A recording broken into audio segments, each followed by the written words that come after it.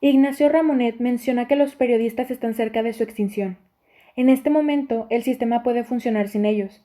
La calidad del trabajo de los periodistas se encuentra en retroceso, al igual que su estatus social. Lo que ocurre en la actualidad, gracias a las nuevas tecnologías, afecta directamente a esta profesión, ya que estamos en una etapa donde se están dando cambios que tarde o temprano intervienen en la comunicación, y en particular el ámbito de la información, lo que lleva a Ramonet a preguntarse si esto provocará la desaparición del periodismo. Él menciona que hasta ahora podían distinguirse tres esferas, las cuales son cultura, información y comunicación. Estas tres esferas eran autónomas y contaban con su propio sistema de desarrollo. Hoy en día, la esfera de la comunicación tiende a absorber la información y la cultura. La información actual se caracteriza por tres aspectos. El primero es que la información que antes era muy escasa hoy es muy abundante. El segundo, que antes tenía un ritmo muy lento y ahora es extremadamente rápida. Y por último, que la información no tiene valor en sí misma por lo que se refiere. ¿Qué quiere decir? Que la información es una mercancía y está sometida a las leyes de mercado, oferta y demanda, y no a los criterios cívicos o éticos. En la actualidad, informar es esencialmente asistir a un acontecimiento, es decir, mostrarlo, dejando como idea el que la mejor manera de informarse equivale a informarse directamente. El periodismo tenía una organización de tres partes: el acontecimiento, el intermediario y el ciudadano. El acontecimiento era transmitido por el intermediario, en este caso el periodista, quien lo filmaba, lo analizaba y lo ponía en contexto, logrando un impacto en el ciudadano. Esa era la relación que se conocía. Ahora está el acontecimiento y enseguida el ciudadano. Todos los medios de comunicación, ya sea prensa, radio, televisión, intentan poner directamente en contacto al ciudadano con el acontecimiento, lo que ocasiona el nacimiento de la idea de que el intermediario, en este caso el periodista, ya no se necesita. ¿Por qué? Porque uno ya puede informarse solo. La autoinformación se va imponiendo y se basa esencialmente en la idea de que la mejor manera de informarse es convertirse en testigo. Es un sistema que integra y absorbe al propio testigo en el suceso, porque ahora ve lo que ocurre y lo que no ocurre al otro lado del mundo. El receptor ve directamente y por lo tanto participa en el acontecimiento. Ahora, el nuevo sistema indica que ver es comprender, lo cual puede parecer muy racional, sin embargo no es correcto. Ver no es comprender. Solo se comprende con la razón, no se comprende con los ojos o con los sentidos. Con los sentidos uno se equivoca. Son el cerebro, el razonamiento, la inteligencia lo que nos permite comprender realmente qué es lo que está pasando. Y pues esto ocasiona que el sistema actual lleve inevitablemente a un error. La actualidad es básicamente lo que dice el medio de comunicación dominante. Si éste afirma que algo forma parte de la actualidad, los demás medios de comunicación lo repetirán. En este caso, el medio dominante actual es la televisión. Es evidente que la televisión impondrá todos aquellos acontecimientos que sean llamativos en lo visual y en las imágenes. Ramonet menciona que cualquier suceso de índole abstracto no estará nunca de actualidad en un medio de comunicación visual, porque entonces ya no se podrá jugar con la ecuación ver es comprender. El sistema actual transforma el concepto de verdad, la exigencia de la veracidad, que es importante en el área de la información. El sistema funciona de la siguiente manera: si la prensa, la radio o la televisión dicen que algo es cierto, pues es cierto, aunque sea falso. Y el receptor solo puede orientarse comparando las informaciones de los diferentes medios de comunicación, y si todos dicen lo mismo, solo le queda aceptarlo. Antes se podían contraponer entre sí prensa, radio y televisión. Ahora los medios repiten lo que dicen los otros, y pues esto se complica aún más a causa de la revolución de la tecnología. ¿Qué es un periodista? Journalist es analista del día, y esto significa que ellos tienen un día para analizar los sucesos. Actualmente, todo es en tiempo real y directo, por lo cual la instantaneidad es el nuevo ritmo de la información.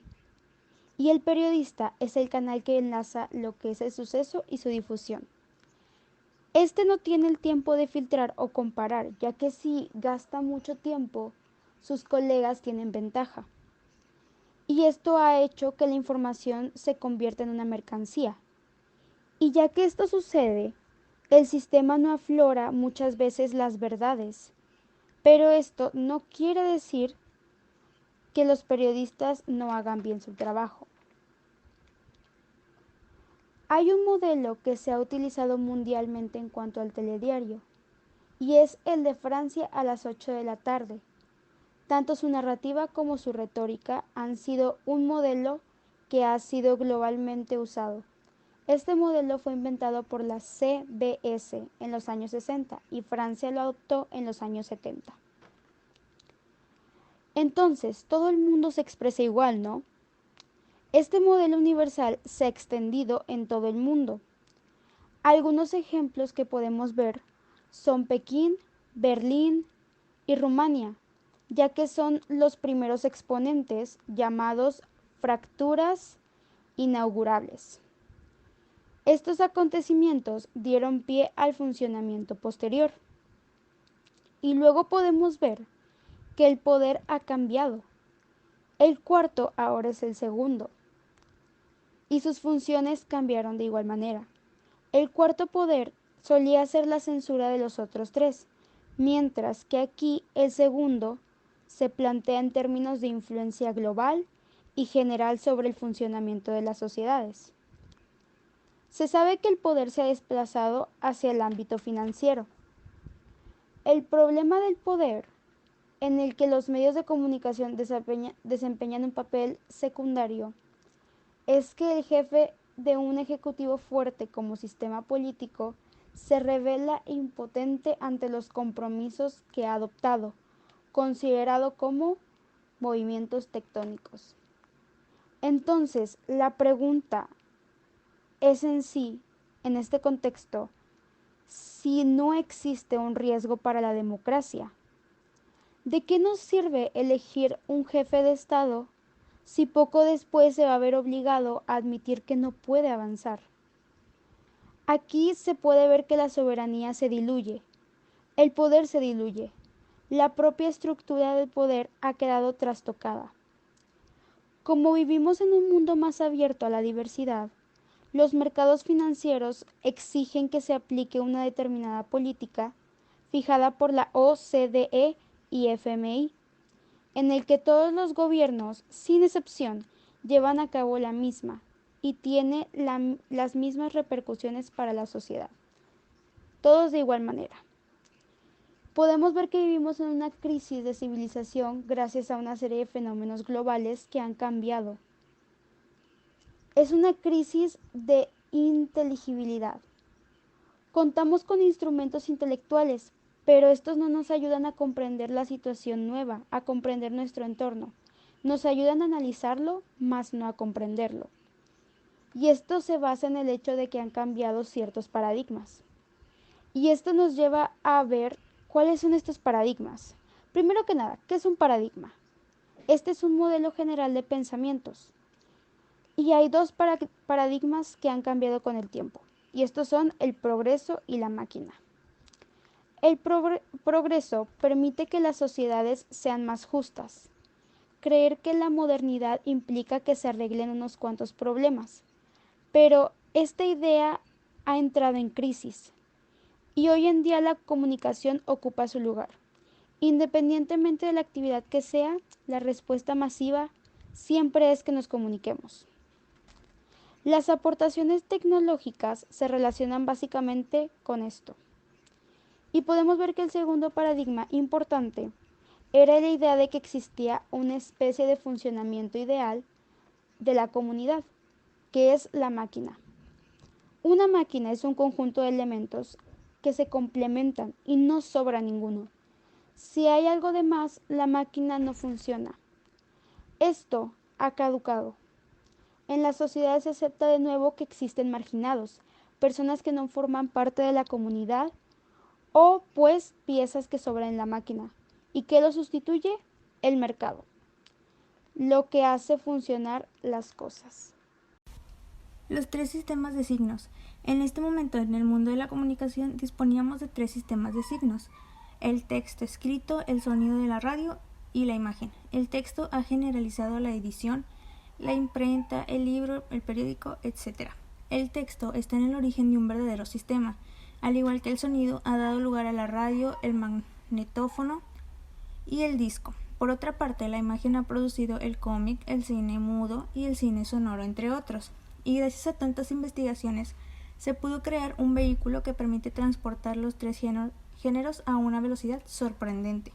Se pueden enviar textos, sonidos e imágenes, conjuntamente o por separado. La revolución que estamos afrontando es la cerebralización de las máquinas. Esto significa que ellas tienen cerebro, pero no disponen de tanta inteligencia. Gracias a esto todos podemos contar con información al momento en todo el mundo. Y el siguiente tema del que hablaremos es más información no significa más libertad. Durante mucho tiempo la información era muy escasa o incluso inexistente, y el control de la información permitía dos cosas. La primera es que una información escasa era una información cara que podía venderse y dar lugar a una verdadera fortuna. Y la segunda, una información escasa proporcionaba poder a quienes la poseían. Y es, que evidente que estas dos consideraciones no actúan de la misma manera. La cuestión es si continúo añadiendo información, ¿acabará disminuyendo mi libertad? La información llevada al máximo ¿no acabará provocando un nivel mínimo de libertad como en otros tiempos? Esto es solo una pregunta, pero creo que se debe plantear porque el sistema hoy en vigor es nuestra constante que todo incremento de información supone una amputación de libertad. En otras palabras, por muy abundante que sea la información, la que más interesa es la que es creíble y fiable, y por lo tanto la que tiene un mínimo de garantías relacionadas con la ética, la honestidad, la deontología o la moral de la información. Continuamos con el tema la información en directo. Sabemos que fácilmente se puede acceder a información en directo, pero sigue vigente una pregunta, incluso en este contexto: ¿cuáles son las informaciones que se nos esconden? ¿Cuáles son las informaciones de las que no se requiere que nos enteremos? Debemos preguntarnos cuáles son los problemas para los que el periodismo es la solución en el contexto actual.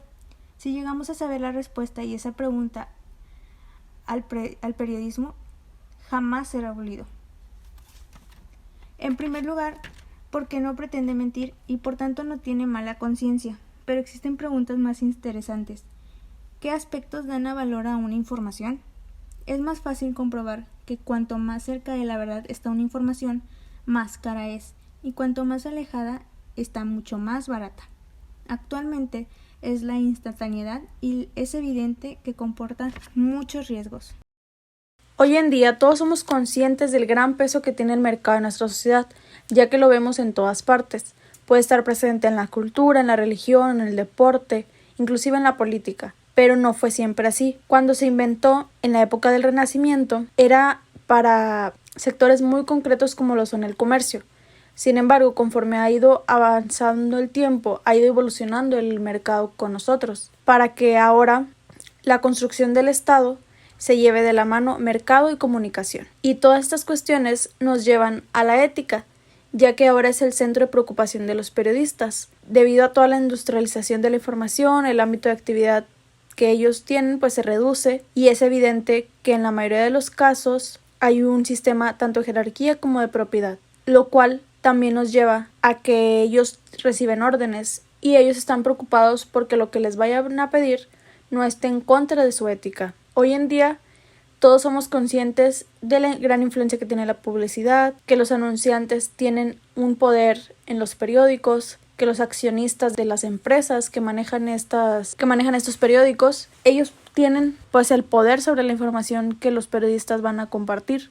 Y muchas de estas veces ellos están entre la disyuntiva de defender o no su ética, porque pues los anunciantes son los que están pagando. Y cada vez es más frecuente refugiarse en la comunicación en el sentido de relaciones públicas. Todas las instituciones políticas, los partidos, los sindicatos, las alcaldías producen comunicación, ya que tienen sus propios boletines. También a esto le sumamos las instituciones culturales, las económicas, inclusive las industriales. Todas producen información y entregan esa información a los periodistas y ellos se tienen que limitar a reproducirla. Es aquí donde ellos entran en la cuestión de si solamente reproducirlo o si esto va en contra de su ética.